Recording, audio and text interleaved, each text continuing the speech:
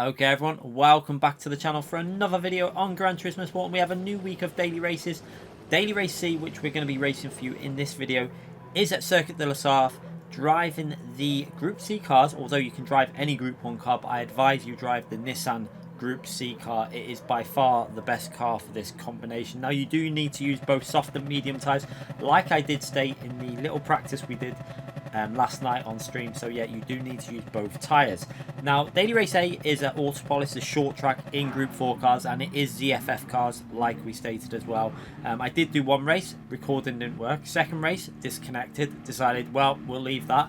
Daily Race B is at Dragon Trail Seaside for the 1000th time in Group 3 cars, so I am not going to waste my time doing another video on that again, because it is getting a little bit boring doing videos on the same combination every couple of weeks. They really do need to start having variety. We've seen examples with open lobbies.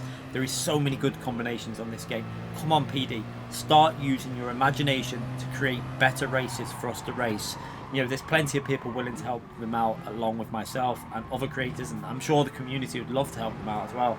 But anyway, yeah, if you do enjoy these videos, make sure you give it a thumbs up, subscribe to the channel, and yeah, we'll be back with plenty of live streams this week, driving from the back of the grid of this Daily Race C. So you can see, starting from P13, a lot of other cars didn't set a lap time. We managed to gain one position there by going up the inside, and that's one position gain. Now we're going to have to be very cautious going through this corner, because obviously the exit there is very easy to pick up half a second penalty. So try and be cautious there.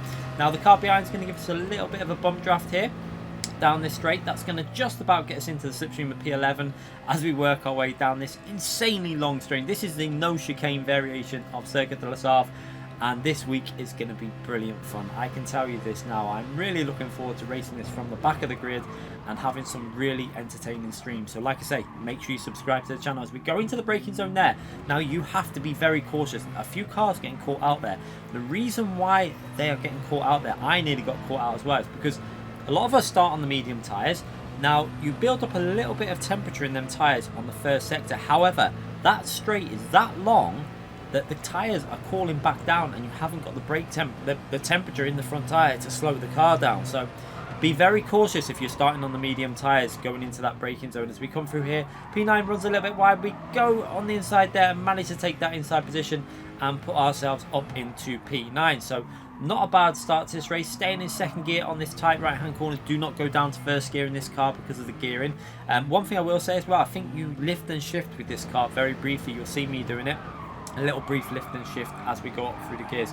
Now through this section, a very tricky section in these Group C cars, because these cars are very high powered and they've not as high downforce, obviously, with them being the old school Group C cars. The aero is not as good on these, so you have to be a little bit cautious through some of these corners as we get a nice run on P8. Luckily he sees us coming through, gives us a space on the inside, so thank you to that driver there. And now we're up into P8 and we're just about to finish lap 1. So we've got another group of cars in front of us there.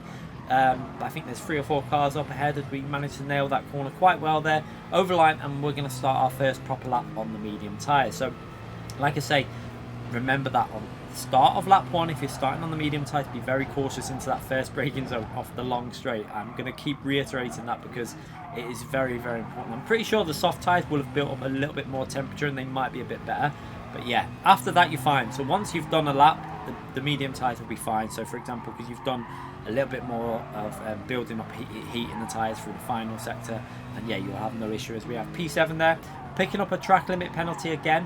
Now that is one thing you have to be very cautious at this track. Like I say, there's a number of corners that you need to be aware of. Obviously the first chicane, that fast right hand that we've just been through there. Don't need to worry about this now though, because the 2 chicanes which you sometimes can pick up a penalty don't exist on this track, so it's completely flat out there, so no worries here. And we managed to gain another position from that driver that had a penalty there, and we're going to go past, possibly past this driver on the right side. Let's see, we're side by side now. This is the thing, once you're out of the slipstream, you're both about the same speed. Now we give him space on the inside. We can see he's still got enough space there. He gives us space there, so good driving there from both drivers. He gave us plenty of space, we gave him the space, and then we're going to get back into his slipstream now and see if we can go for another pass on this straight. So picking up a bit of a slipstream, we go to the left there. He did try and get out of our way there. I did see it. He did try and go to the right. He wasn't deliberately blocking. It's just the way the corner is. It goes obviously through that way, and we ended up tapping him in the rim. Now we've got the inside here. We're going to try and send it up the inside, breaking. We both go side by side there. However, he breaks a little bit too late. We're going to do the same move we did before, up the inside, and we managed to take that position up into P6, and then he decides not to lunge it back up the inside there. I think he accepts that, and we're now heading for P5 and P4, which are not too far in the distance there. You can see also, I think P4 also has a half a second penalty, so that's going to hurt him on the next lap. So I'm obviously going to do 3 laps each on the medium and the soft tyre. Now I do think it is possible to do 4 laps on the softs, so if you do want to go for a brave undercut, if there's a lot of cars around you and there's a lot of battling, you might gain from that, because the soft tyres will still be, they'll be dying on lap 4, but they might have a bit of life left in them. Now, for me this time, there's no point me pitting because I've got a nice bit of space here. We've got a few cars in front of us. Maybe we could have pitted, I don't know, but I decided to stay out here and just keep the medium tyres going so that we've got nice, fresh, soft tyres for the last 3 laps. Now, like I say, however you do this race, it's totally up to you. You might want to start on the soft tyre, let all them medium runners go in the pits, because there's going to be a lot of people who start this race on the mediums. So there's a few different strategies you can do with this race. Whether you start mediums, do 2 laps, and do 4 laps at the end, that might be a safer way of doing it with the fuel burnt off a little bit. You might get away with that way. Or you can do, starting on the softs, do the 4 laps, which would be quite a stress on the tyres, and then do 2 laps on the medium at the end. There's many variations that you can pick and choose how to do it, but yeah, at least we've got strategy this week as we're working our way behind P4 and P5 there, slipstreaming. But one thing, once you're in the slipstreaming, these cars max out and you're pretty much going to be going, you're going to have a lot of free wide situations going into this braking zone. As P4 runs a little bit wide, we're going to have to go very narrow here because we don't want to hit the driver that ran wide, and we nearly lose control of the car there, keeping the power completely planted though, and just about get away with that and staying in P6. So can we get the slipstream from P5 and go for a move on him? We're going to go to the right hand side and try and pick up the other car's slipstream, as he's then going to try and go to the left hand side. That's going to give me the slipstream to P4, and we've got a massive run on him now, and we're up the inside. We're going 3 wide into this corner. I decided to brake very early, stay wide, and then we got a little hit from the inside there. I don't think you could do much to avoid that. We nearly lost control, but just about kept control in the end and kept that position in P5. So we're going to be heading off into the pits on this lap. This is the lap that I think it's the ideal situation, really. I think the 3-3 divide is probably the advisable way. Now, if you're really good on rear tyres, you're probably going to want to try and do 4 laps on the softs. But if you're a little bit aggressive like me, you're probably going to be looking at the 3-3 divide. But we possibly will try a few different strategies later on tonight. I'm looking forward to this stream tonight because I think it's going to be one of the most entertaining streams you're going to see. I'm really excited for it because I think you're going to see some 3 wides, 4 wides, a lot of bottle jobs, because this track is tricky in these cars, as we nearly pick up a penalty there. But what I noticed was we bring it back onto the track really aggressively and we get away without getting a penalty. Now, another thing to be cautious of is the entry into the pits. Be very cautious you don't brake too late there and go straight into the wall at the end, because you will lose quite a lot of time if you do that. So we're in the pits, one of the only cars on the medium tyres that was around us. So most of the other cars were on soft tyres, so when we come out the pits, there's one car that's going to be very close to us that we should be able to get past fairly easily, because we'll be on softs, he'll be on mediums, and then we're going to have to see if we can push on for P2 in this race. I think P1 was a little bit too far at this point, but you never know. Let's get them soft tyres on and see where we end up as we come out the pits. So fresh set of soft tyres. Now the pit lane loss here is huge. You have to pit. You do not have a choice in this matter. It is compulsory to use both soft and medium tyres. So out the pits, you can see I think he must have been using automatic gears because his car changed gear really early. He must be on the control pad because his steering inputs were a little bit sketchy through there. But we get through there, we both survive it, and now we just got to get a bit of temperature in these soft tyres, which won't take very long, and then try and get past P5, because we know that he's on the medium tyres, because when we went in the pits we saw that everyone around us was on the soft tyre while we were on the medium tyre. So once we're past him, we'll be able to easily pull away from him, I think, there, and work our way up into the podium positions. So get the slipstream from him here. You can see nice bit of slipstream into 5th gear, and we should be able to make quite an easy pass here because we've caught him at quite a nice point. So we're going to go down the right side. The reason we wanted to go down the right hand side was just in case he then tries to hold back on the inside or something like that. We want to keep this inside line all the way into the next braking zone so that he can't go for a move on the inside. So he's going to give us a little bump draft down the straight, and then we're going to stay to the right again, and then just make sure that we brake as late as we can into the braking zone, down to second gear. Again, don't go into first gear here if possible, because if you do, it's an extra gear shift with these cars. You lose a lot of time, and yeah, it's just better to stay in second gear. So we're going to come to the end of that lap. We've managed to catch up to P3 at this point, and we got 2 cars in the pits there, I think it is, and we're going to be up to P4 when we're up to P4 and overtaking P3 there now. So we've got P2 in front of us, and P1 I think came out of the pits on a fresh set of mediums. He's doing 2 laps on the medium, so he's doing that 4-2 divide like we talked about. It can work, I'm pretty sure it can, but like I say, we'll try these strategies out later on when we're streaming this live, so make sure you get prepared for that stream because it's going to be a good one.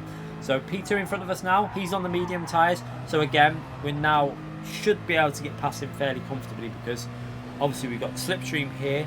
Our tyres are still pretty good, although you can see off that one outlap, even though we haven't got the chicane variation, just look at the tyre life that's come off them.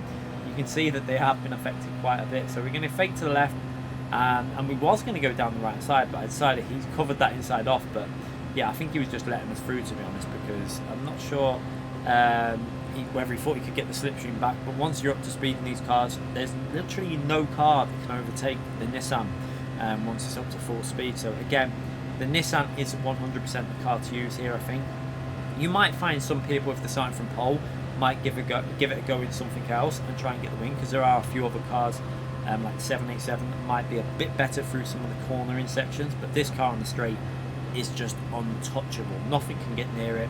As we work our way into the braking zone, braking a little bit before you hit the kink in the corner, down to second gear, try and get your right hand tyre on that curb, and then accelerate, use some of the curb on the left, and then power your way down this another long straight. So another area where this car is really strong, powering your way all the way into the really fast right hand corner. So yeah, we're up into P2.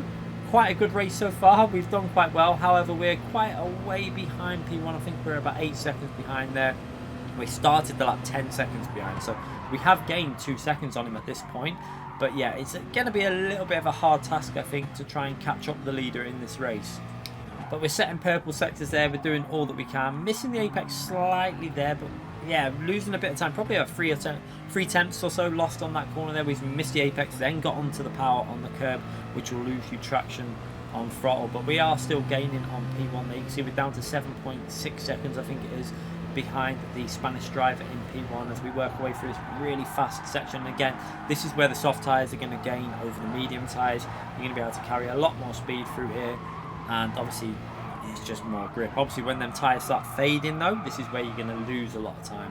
So keeping it nice and tight, safe, but be very cautious again on that corner. So easy to pick up that penalty through there, and then we're going to work our way into this final sector. And again, this is all about being smooth, getting the car over the curbs as well, using the curbs on each side, and then early shift down to second gear, and again use the curbs to try and make sure that you don't understeer onto the gravel or anything like that, and just be careful you don't pick up a penalty also. Over the line with a 3 minutes 2.3. I'm pretty sure we can get that lap into a 3:01 once we're a bit more confident on the track, but not a terrible lap actually. It's reasonably okay.